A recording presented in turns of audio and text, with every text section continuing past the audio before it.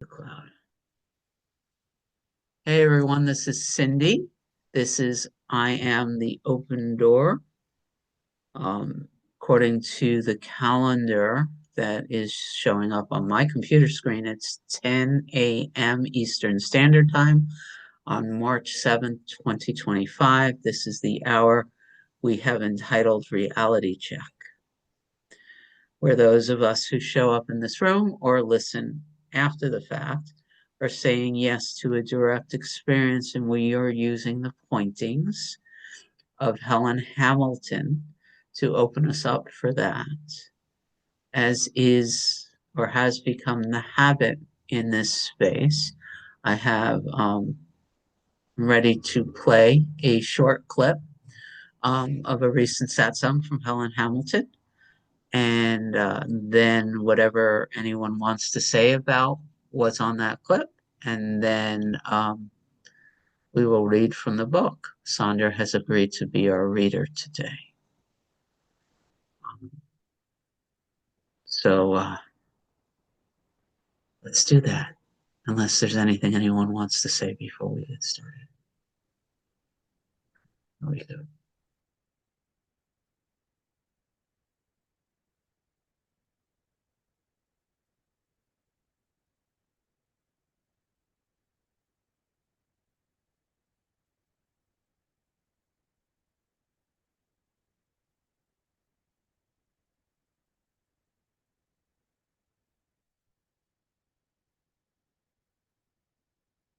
Melissa? Hi. Hi. So you had said that love has to be evoked or invited in. And I think a little bit earlier than that, you said that there is no separate self that has to, overcome unworthiness. So if there is no separate self, what's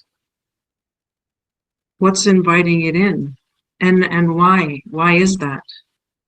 Like I see I kind of had an insight of, well, yeah, I have, even though I've seen that there is no Melissa, there is no separate sense of self, I'm still moving along with the assumption that I've got to overcome this unworthiness. And I also see that I can still operate as a separate sense of self, and it's not that separate sense of self struggles or is constricted to invite that love in. But if I think about myself as the noumenon or as the self, it's like just an automatic opening. Yeah. So what is inviting that in? You tell me. You knew I was going to say that, didn't you? If there is no separate self, what is doing the inviting? But why does it have to be invited in? Because we are so well practiced at keeping it out that we don't know we're doing that. That's an automatic habit. If I met you for the first time, if we met on the street somewhere, and we both think we're separate beings, probably the first thing that human beings do is kind of check each other out and go, is she going to like me? Are we going to get along? Don't say something stupid, and there's this kind of automatic trying to get a handle on this first meeting and make sure it goes in a way that suits me. And the same will be going on inside you. And that is going on at such a kind of subliminal level, an automatic level, isn't it, in most beings? Mm-hmm. And it would be totally different or even alien to just show up there, just two bodies standing there, and neither of us know what we're supposed to say or that we even need to say anything. So that might be the natural, normal way, but it does kind of have to be allowed or sort of brought forward in some way, because the love is incredibly powerful, but not forceful. It's gentle. It's incredibly, infinitely powerful. Incredibly, infinitely? It's infinitely powerful, but not forceful. It's very gentle. So it's never going to kind of assert itself, because that's the opposite of love, isn't it? If I kind of pushed my way into your house and said, I'm coming in whether you want me here or not, that wouldn't be a loving thing. Would there be a kind of aggressive thing? So love just kind of goes, I'll hang out here until you decide you want me to come in because you think you're other than me. But is there a conscious point where it's like, okay, I'm open to, or is there, I know as I'm going along the path, I know that the self is more present than the separate sense of self right now. So I know that there is more of an openness, but if I just kind of went along for the rest of this lifetime and never invited it in, would it just eventually it's coming in anyway. To that anyway? It's coming anyway. You can't stop it, because even the most momentous effort by our egoic sense of self to keep it out doesn't really work. Hence the fact we're all in this satsang. You wouldn't even be in the satsang, would you, and interested in awakening if our efforts to stay asleep had worked, to stay lost in the sense of being a separate being. So it's coming in anyway. We're just working with that process in a conscious way. So it's coming in anyway, and it's going to deepen my entire existence in this body and then any body that comes after, body, mind, vehicle. And I can also lovingly invite and work with and soften around that, can I? There's a conscious opening. So I noticed recently that I had a deeper seeing into the body, and actually having a deeper respect and love for the body, and realizing that I've actually probably hated my body my whole life, and just really seeing how beautiful it is. So I'm wondering, is that an opening to Absolutely. that love? Yeah, absolutely. To see something as it is right now and love it. They're the same thing, aren't they? To love something and to see it as it really is, rather than what I think it is. That's an act of love. And it was exactly the same, and I'm sure pretty much everyone can agree that I was so determined to love the truth, and yet when I actually looked at it, I hated my own body, hated my mind with a passion, and all that had to fall away. I had this kind of loving, and this is the inviting it in that we're talking about here. Why do I feel this way about my body? And do I need to can I really expect it to look like I want it to look like, or behave like, or feel like I want it to, if all I've got for it is contempt and hatred? It's just not going to work, is it? And even before that, would the self treat it this way? Would love treat it this way? And I'm not making the way I've thought about my body wrong. I'm just choosing something higher. Just, it is how it is because of all the stuff I've thought about it. It's mirroring what I thought about it. And it'll begin to mirror back to me my love for it now. And it begins to feel better. It's got more energy, and then there's more love and peace flowing through. And you probably noticed that more energy and more aliveness that come with that. Yeah. It's like living in a house and trying to knock it down all the time, right? Trying to knock bricks out of the wall. Totally. I don't like my body. Well, you're living in here, might as well. We all do it though, don't we?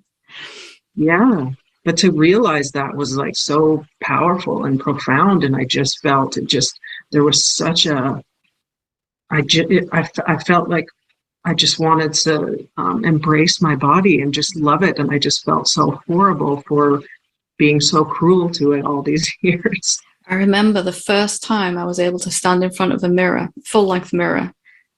I don't know what I was wearing at the time. I don't know, just some jeans and a t-shirt, but I actually liked what I saw. Nothing had changed before that. I still had pounds to lose and, all kinds of stuff. And But just like it's totally okay as it is right now. Why do I have to constantly demand it needs to be different before I love it? Like I was doing that with my own self. I was doing it with my body. I was doing it with my finances, and I was doing, all over my life. And my body was perhaps the last thing that I realized. It was quite shocking. The attitude I had subtly, even though I professed to be so loving of everybody and everything and the truth, it was still going on, inside.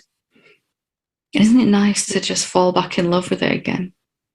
It gives us this beautiful experience. It helps us recognize the truth. It is our home for a while, isn't it? Mm-hmm.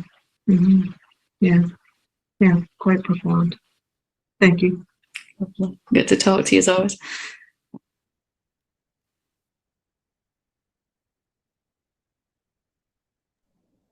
Izzy. Yeah, I just have a Thich Nhat Hanh quote to go along with that. And he said, as long as we're rejecting ourselves and causing harm to our bodies and minds, there's no point in talking about loving and accepting others.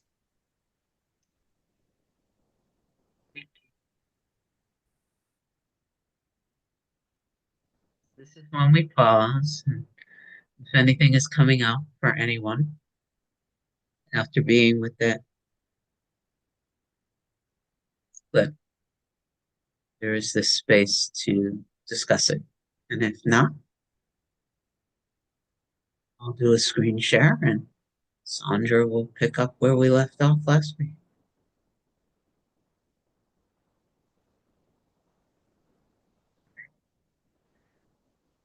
You'll have to unmute though, Sandra.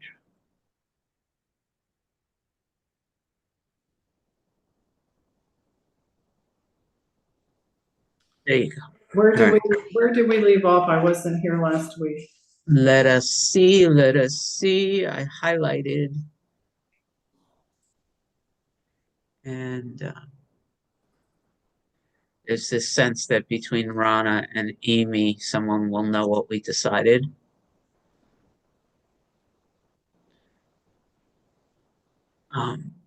This is what I have. Which page is that in the book? I can read better from the book. Oh, I don't have the book in front of me. I just have the Kindle. So it's Looks like Page page two. 6.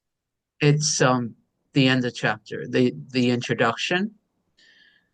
And if we want to just start with read this book in its entirety a few times. Okay. Read this book in its entirety a few times. We learn by repetition, and we only accept that is true, that it seems obvious and familiar to us. It is up to you to read this and question what you read consistently enough to make it your own direct knowledge and experience.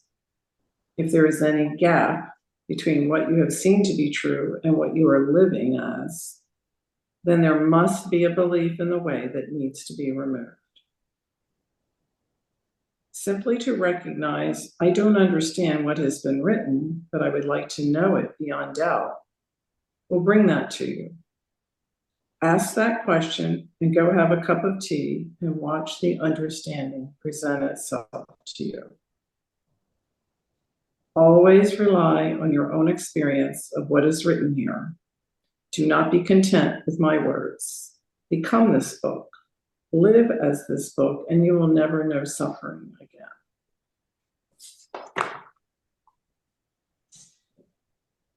again. Anyone can stop us at any time. Just unmute, though I can't see hands raised. Just say, let's stop and talk, okay?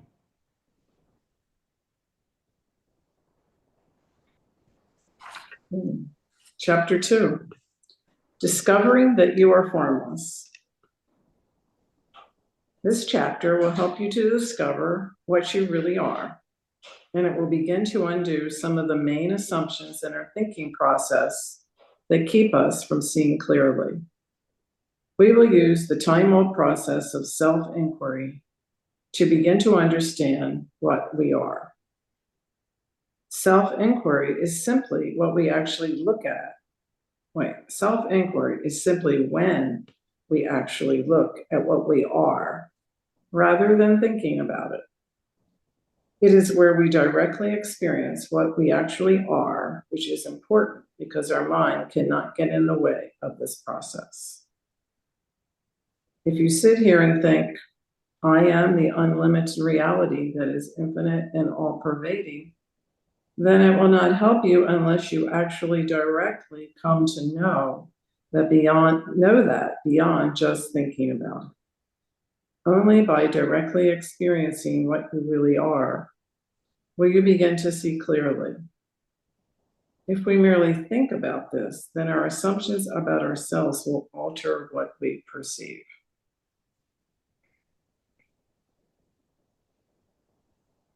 So we have to do a mind bypass. Well, is it a mind? Oh, why did I stop share? Is it a mind bypass? I don't know, that just came in, but it's like, well, for me, I feel like it wasn't the way she's writing it. In my experience, I had direct experience, then I began to understand what happened.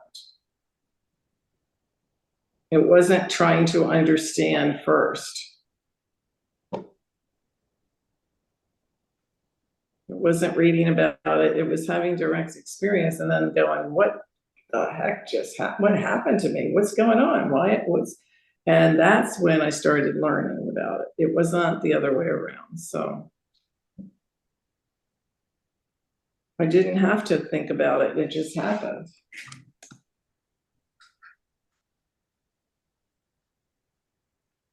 Amy? Could be wrong here, but I think what she's talking about is the experience of being. Will you say more? The experience of being requires no thought. It's simply an experience. It's a knowing. It's what Francis says when he says, I may not know anything, but I know that I am.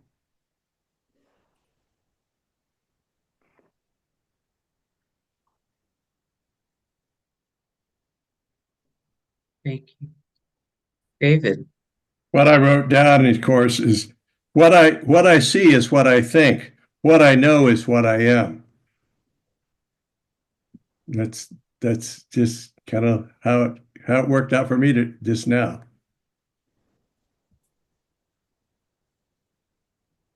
Ron? So practicing self-inquiry has made the feeling of beingness more primary when I do the intent. So I'm not making sense. Okay. When I first asked the question, of course, the mind said, me, I'm Rana, I'm this, I'm that, I'm a woman, I'm a mother, I'm a blah, blah, blah. But as I sit with the question, the mind stops spinning so much and those thoughts start to drop away. As I question each individual one that rises. I'm a mother. Am I? I'm a woman. Am I? And there's just this dropping away of things. But I don't walk around like in that dropping away state all the time, So the questioning helps me so much of letting go of the world of illusion. It's a process for me now that when I ask that question, even though the mind is engaged at first, I guess this is the point I'm trying to make. The mind gets engaged at first, but with the willingness to sit with it, the mind calms and it stops. And then there's emptiness. And that's my direct experience with it. Thanks. Amy. One of the things Rana has reminded us many times is that the only moment that we experience anything is right now. So thoughts occur in time. The thought arises and then the mind grabs that an attosecond later. Right. But the direct experience occurs now in the moment at 0 point. And that's what we can know. That's all we can know.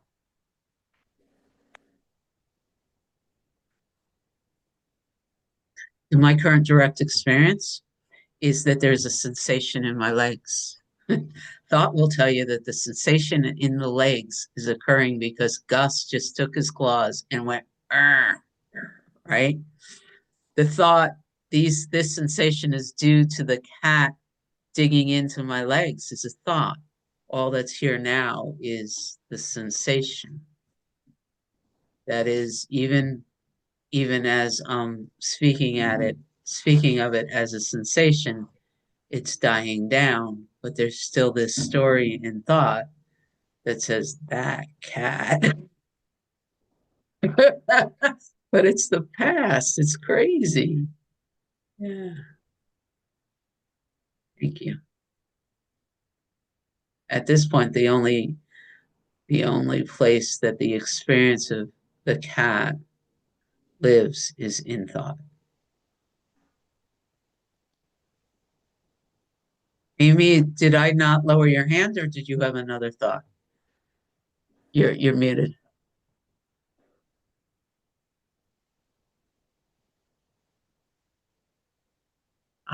Amy, you're muted. No, she lowered her hand. I Oh. take that as the answer. Hey, David. Okay, listen to Rana, which is always beautiful. Or maybe whoever it was, anyway, what I think is I am, and then if I put anything after that, I think before I would put whatever it is. I'm a man, I'm a father, I am only a man. I am only, if I put those things, because it's almost like if I say anything other than I am that I am, I'm limiting and I can't name or know all that I am. All I know is that I am, and it's unlimited. That's it. There's an invitation from the guides, and now I can't remember if it's the book I'm reading or what they're talking about now. And it's interesting. There is an invitation to sit in the acceptance that God is. And then what they state is if you're quiet and all that you have inside of you is God is, the world will echo back, I am. And it's an interesting invitation that I had never heard before. And yet it sits very much in what I've learned from Joel, which is the acceptance that this is not Cindy attempting to have an experience of God. This is God experiencing itself as Cindy. So it's an individualized experience, not separate. And I heard that from the guides too. They said what this is a finger that can't exist without the hand, which I also love. It's also the understanding that what Cindy is God individuated. But the moment I say, I am God, and there's any sense that anything I see is not that, then it's not that. That makes sense. Any sense of separation is a denial of God. There's still a feeling of separation here, though. So there's work. Rana. I had an experience when I was first introduced to the course and had read the section, the prayer that was given to Bill, Here I Am, Lord. And I made that one of the screensavers, on my phone. And I can see it as clear as day. It's a very vivid memory. I was standing in the bedroom and I looked down and my phone said that, it was on the freeze screen or lock screen. And I put my hand on my heart and I said, "Here I am, Lord." And there was like complete silence. And I heard, "I am here too." And my whole body lit up, right? The energy was like whoosh. And there was that moment of doubt, like, did that really just happen? Oh, you're just making that up. You know what I mean? And that's how the ego responded to it. But there was like a deep knowing that answer came from something greater. And it was like one of those little pebbles along the way that was such encouragement, like keep going. You're on, keep going. And so your story, Cindy, sparked that of what the guides were referring to with God is. Thank you. And your share for me just dropped the video we watched into a deeper place. Helen said, well, it's here. Yes. You just the fact that you're in the satsang means that the undoing is happening and you can't stop it. And the conscious remembering of it, like putting "Here I am, Lord" on your screensaver, allows perhaps for a quickening of what's happening anyway. Yeah, I got chills as you shared, Rana. I felt it. So shall we continue reading or is there more? I'll just say I like the way Rana described how her whole body lit up, that every cell reacted. Yeah. Should I keep reading? Yes, please. Okay, bottom of page 5. Whatever we believe to be true about ourselves, the world, and life, we will directly experience as very real indeed. Most of us believe that we are separate human beings born and due to live for a certain number of years before we die, and this is what we experience as real. The actuality of existence, the actuality of our existence is very different, though, and we must come to know it without relying on thoughts. There is nothing wrong with thoughts at all. Many processes and issues in our daily life require a logical thought process. But to awaken fully to the reality of what you are, we need to put thought aside for a while.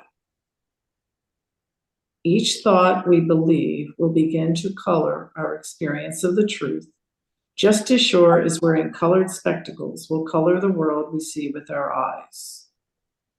When we consider that most of the thoughts we believe to be true are totally under our conscious radar, and we do not know what they are, then we get into some very unreliable experiences of what truth is, what we are. It is necessary to always and only use your direct experience to verify what is true. We must be able to experience it and prove it within our own self so that we can know for certain it is true. Anything else is just adding to the mountain of thoughts that flies through most people's heads and will not help us. We do not need to stop thoughts nor eliminate the mind. In fact, to try to do so will not help at all. We simply need to discern what answers we are willing to take as valid in our self-inquiry. So even if thoughts are there, we can say, "Thank you very much, mind," and only accept a direct experience.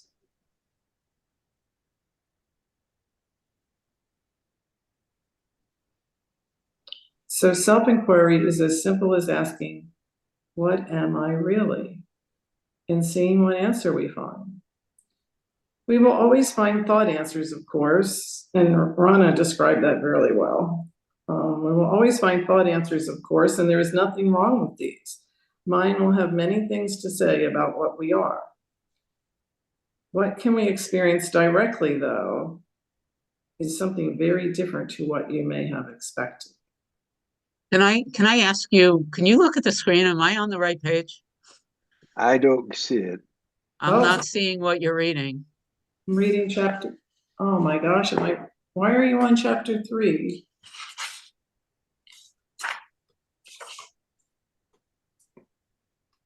Am I on the wrong page? I think so. Sorry, I was reading from my book, so I wasn't looking at your screen. Oh, I We was in, finished the introduction and we started chapter 2. We did the first 2 paragraphs of chapter. I don't even know how that happens. So I started at the bottom of your page there where it says whatever we believe to be true. Do I need to read all of that again?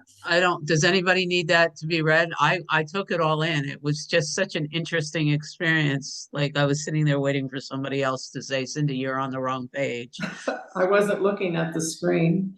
Or I was looking for the words. So are we on this page now? I couldn't follow it, so I just found myself resisting everything she was saying. All right, so let's start again at the beginning of chapter 2. Is that We read the first 2 paragraphs. all right? So whatever we We're believe. starting with whatever we believe to be true about ourselves. Yeah, start there because I had a phone call come in. This is so great. Okay. That was so cool. So whatever we believe to be true about ourselves, the world and life, we will directly experience as very real indeed. Most of us believe that we are separate human beings, born and due to live for a certain number of years before we die, and this is what we experience as real. The actuality of our existence is very different, though, and we must come to know it without relying on thoughts. Is everybody with us? See it on the screen, yeah. There is nothing wrong with thoughts at all. Many processes and issues in our daily life require a logical thought process. But to awaken fully to the reality of what you are, we need to put thought aside for a while. Each thought we believe will begin to color our experience of the truth, just as sure as wearing colored spectacles will color the world we see with our eyes.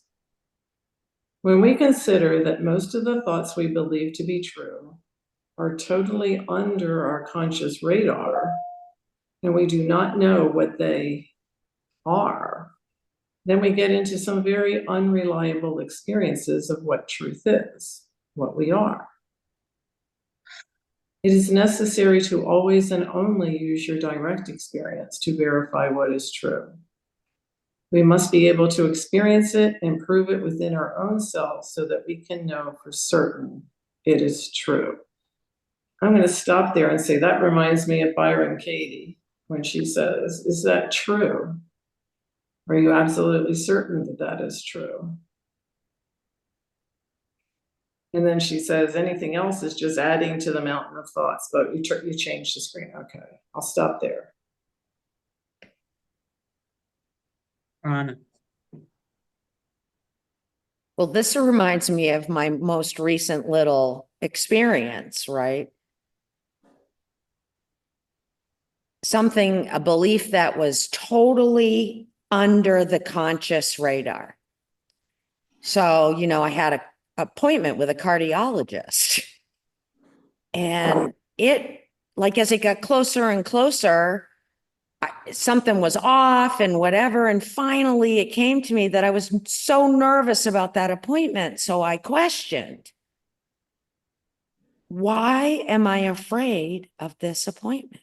What is going on? And I didn't have to pick up a pen or anything. It came clear as day. If you go to the cardiologist, you're going to die. Anybody that goes to cardiology, they're on the path to death. Right? And it was such a strong belief. And then I could see all the conditioning that contributed to it. All the little stories, right? That said, this is why you believe this to be true. And so I saw it and I reached out to Cindy, you know what I mean? For the help to question. It was so helpful, and she came back with What do you think the cardiologist would think about that?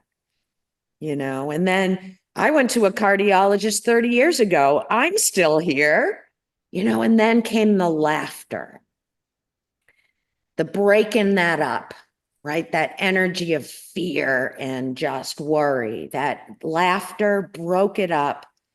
And that appointment went great. That was what the call was 2 minutes ago, was to schedule the next test. It feels so different.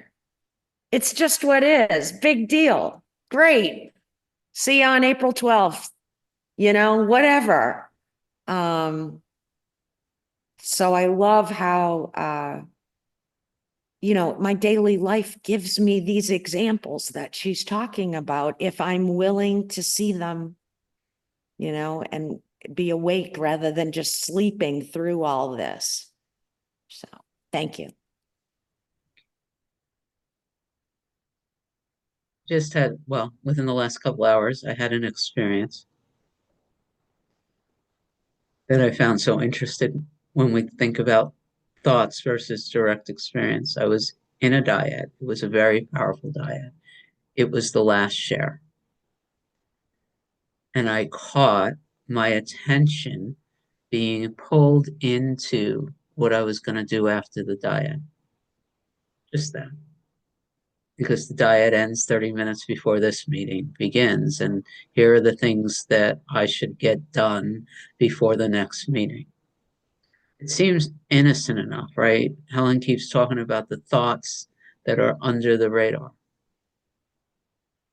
But then I recognized that I wasn't in the future, that the activity of the current moment was a dyad, which is an invitation to directly inquire as to what is going on now. And everything about the activity of, well, you're making bread and call your mother, and I wonder if the kids are off the boat yet. Like all of those things were not me, not here, not now.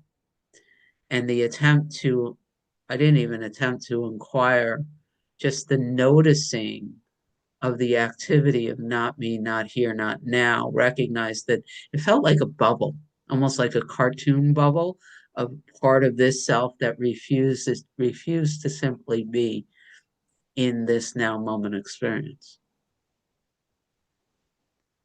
And I recognized that the future planning was thought, and the inquiry into what was going on, like the physical sensations, the experience of the warmth of the sun on the face, was direct experience.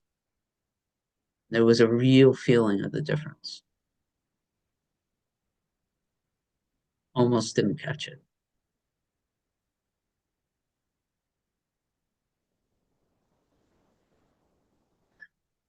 David.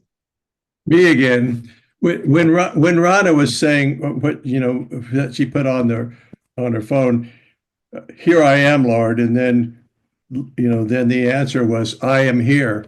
When you said that, and I was you know being you here saying here I am, Lord, and then when I in place you said I am here, I put my hand on my heart because it was like that's where God is. That's where the oneness is. It's not out there. It's here. And it's almost like, it never wasn't. And so thank you for saying that because I go, oh yeah, there it is. Here I am. Here God is.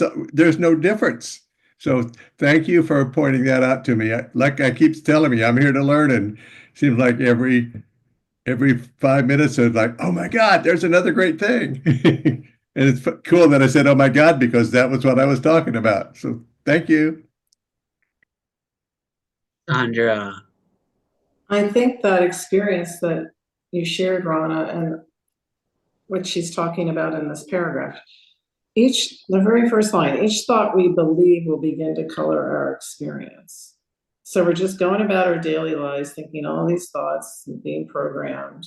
And then we have direct experiences.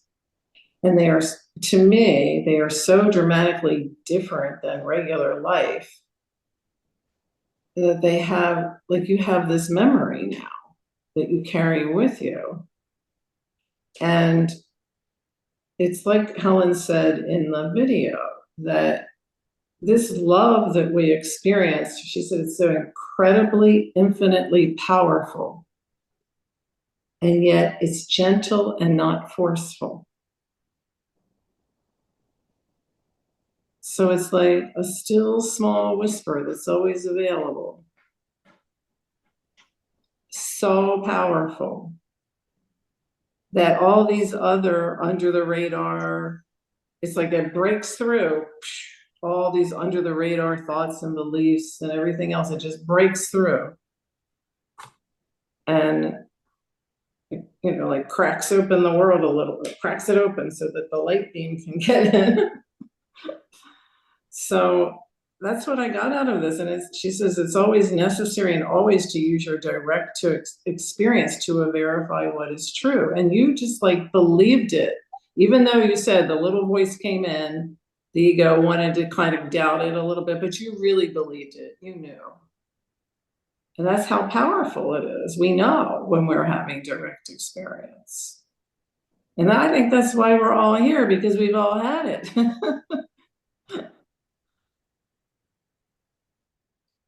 William.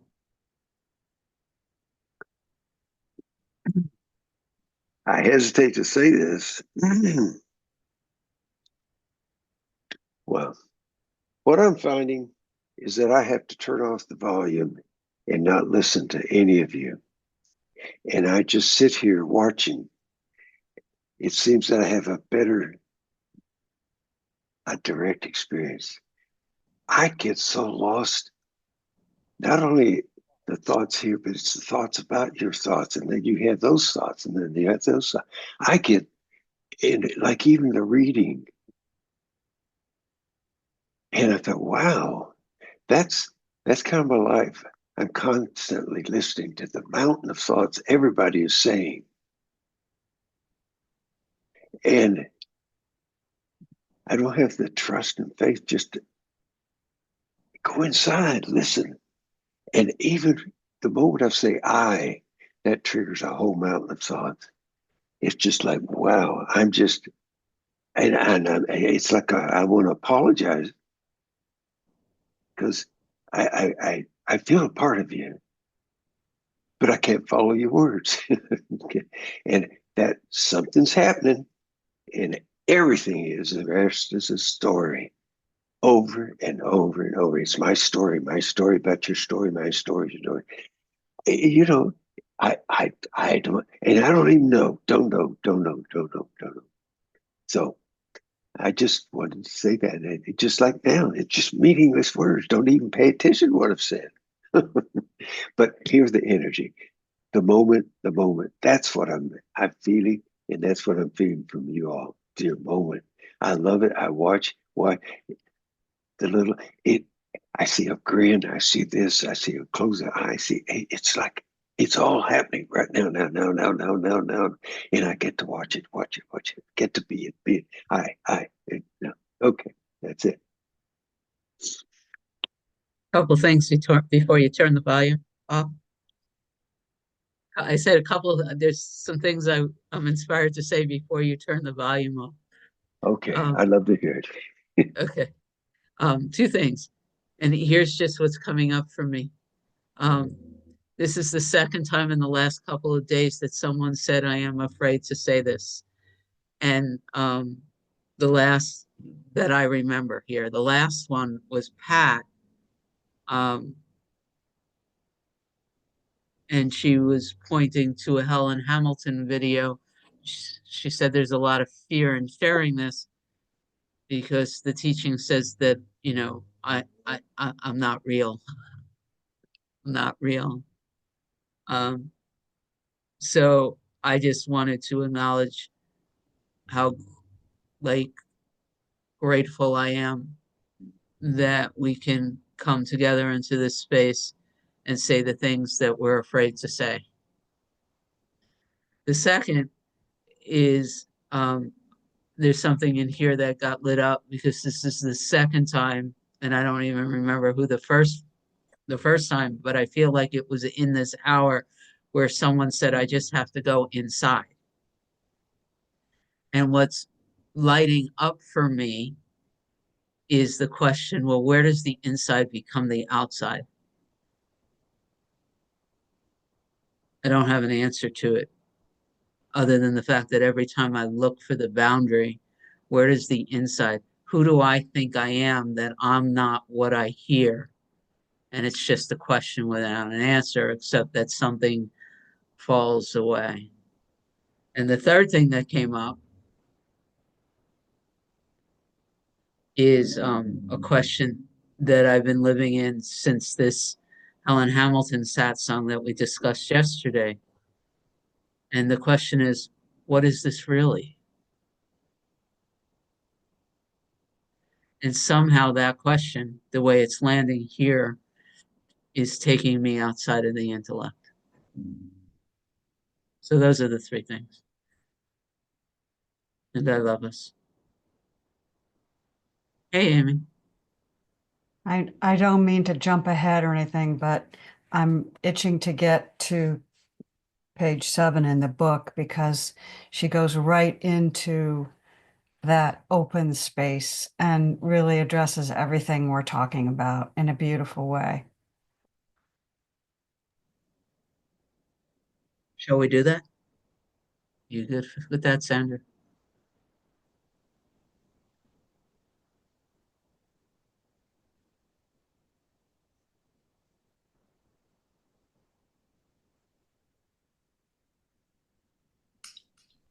So on your screen, I'm at the bottom of the page on the right side.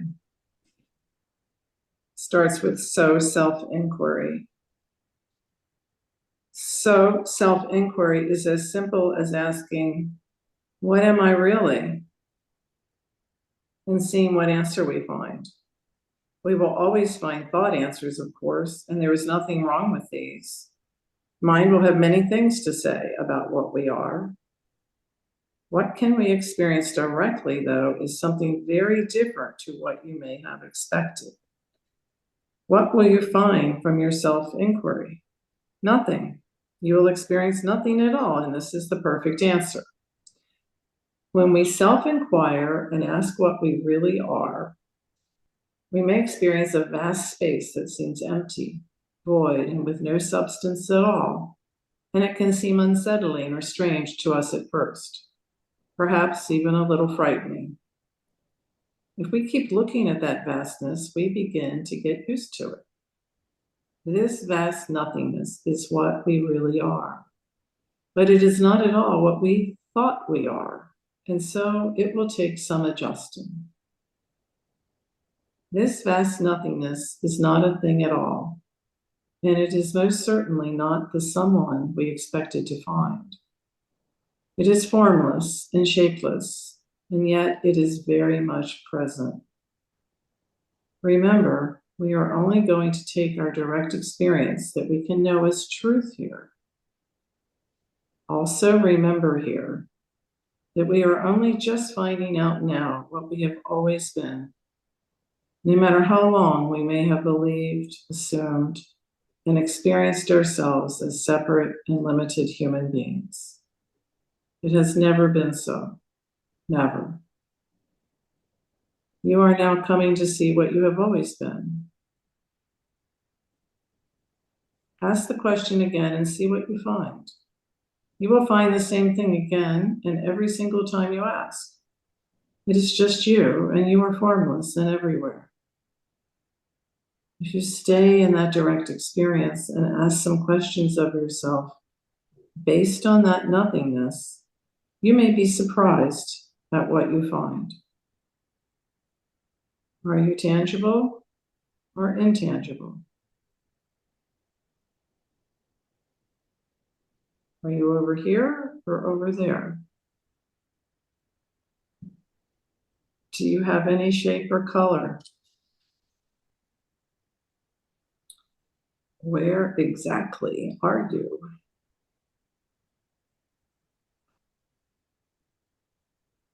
Are you changing, growing, becoming, here as this vastness?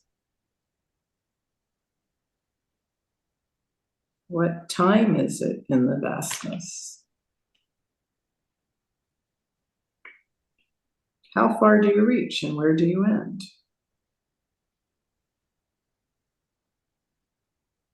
Do you end at all?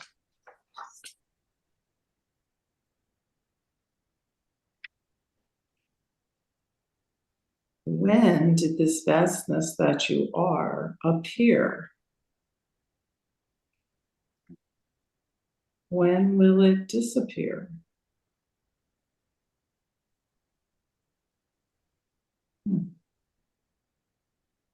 Were you born as this? When did you start?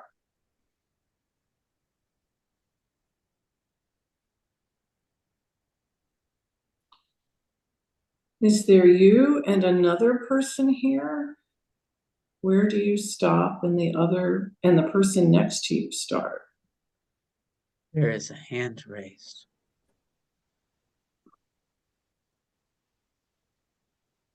She does this so beautifully. She's willing to take you into the vast empty space,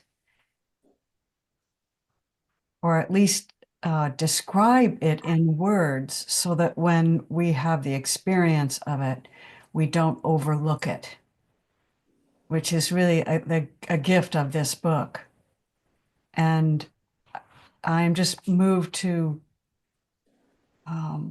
say this is what the non-dual teachings talk about when they say that we are the awareness without any subject object, right? There's no subject object duality. It's just open, right? And there's no meaning in that space, because meaning can only happen when there's a subject object relationship. So it's just, as Rana says, it's ising. It just is. Right? And I love that she points out it's a space we have to get comfortable in, because the mind wants to rush in and fill that empty space with thoughts and other things, right?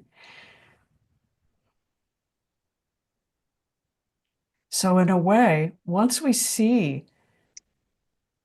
that what we are is that open emptiness, then the rest of the journey is just spending as much time moving from that and watching what arises in it as possible. That's it. Right? Thank you.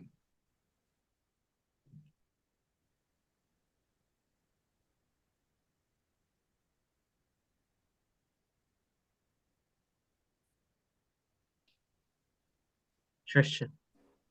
I just want to build on what Amy is talking about. That's it. Period. There's nothing more. It's just this space it has. And the thing that keeps coming up are thoughts and feelings. That's it. It's hard to stay there. At least I find it difficult to stay there for very long because the thoughts start. Oh, I got to do this. I got to do that. I got to do the other thing. But when I come back to the moment, it's all there is. It's that continual process of coming back. And it's hard work. It's not easy work. At least for me, it isn't. Thank you. So I was listening to Patricia. I was brought back to that satsang that we talked about again yesterday. Just how Helen took a story and moved it back to physical sensations, and from physical sensations to feelings, perhaps, or something. But underneath that, it was just energy movement. Underneath this ability to sink beyond the story, beyond calling it a physical sensation, which always seems to have a story, beyond just feelings, at some point it's being experienced just within the formless as a movement of energy, a wisp. Very affected still by that satsang. David. When I used to think that when I was having glimpses of whatever it is, the vastness, the oneness, the nothingness, that I was sitting there in the middle of it with a nice red shawl or blanket around my shoulders. And what I'm learning today is that I'm not sitting there. I am the vastness. I am the oneness. I am all there is, or all that is. So it's like, and that's a whole neater way or more realistic way, I guess, to my opinion, to look at this. In other words, I'm not separate. If I put myself there in the vastness, I'm separate from the vastness. But if I don't place myself in that scenario, then I am the vastness, because that's, to me now, that's what I believe, and I'm learning to know that. And so thank you for listening to that. Thank you. Hirano wrote no gaps. Nearer than breathing, closer than hands and feet, something that Joel Goldsmith says a lot. What this is nearer than breathing, closer than hands and feet.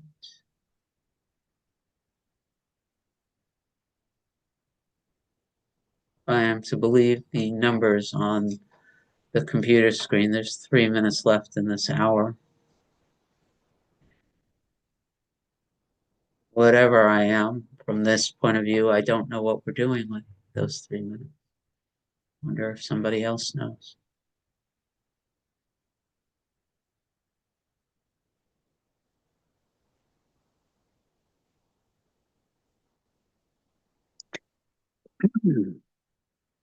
I'm just having such a nice feeling being here and giving myself permission not to have to pay any attention to the words or try to put meaning to them.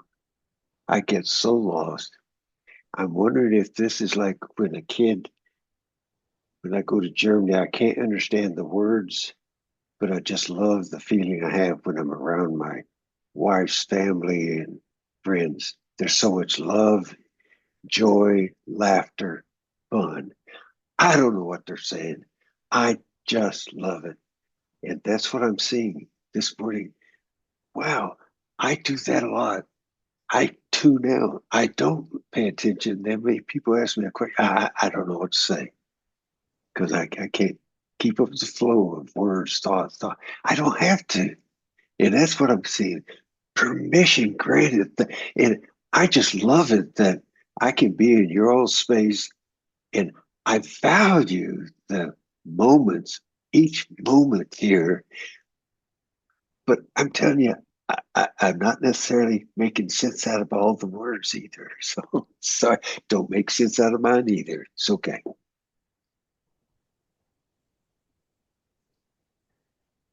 It seems to make perfect sense here. I say that's so perfect.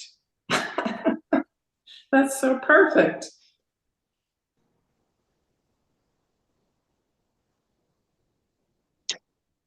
It's like you're just in the moment, William. That's all I do that, and I do that a lot. And I just have in my mind a moment.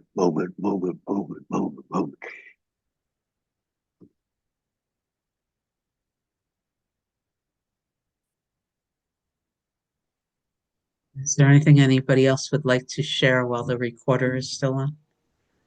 I think one of the things that I love about getting older and not having to go to work, not having to think about something, that is such a blessing.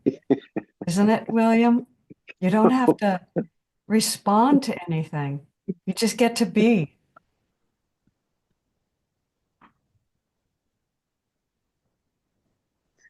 All right, I'm stopping the recording. Man, do I love us.